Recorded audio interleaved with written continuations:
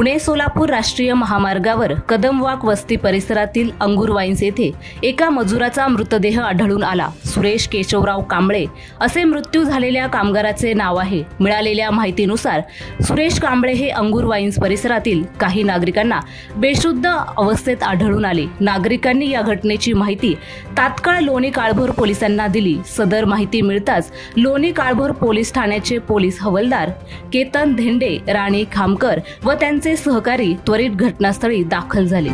पोलिसांनी सुरेश कांबळे यांना उपचारासाठी विश्वराज हॉस्पिटलमध्ये दाखल केले, मात्र त्यांचा मृत्यू उपचारापूर्वी झाल्याचे डॉक्टरांनी घोषित केले। दरम्यान सुरेश कांबळे यांचा हृदयविकाराने मृत्यू झाला असल्याची प्राथमिक माहिती समोर आली असून याचा पुढील तपास आता लोणी काळभोर पोलिसांकडून करण्यात येत आहे।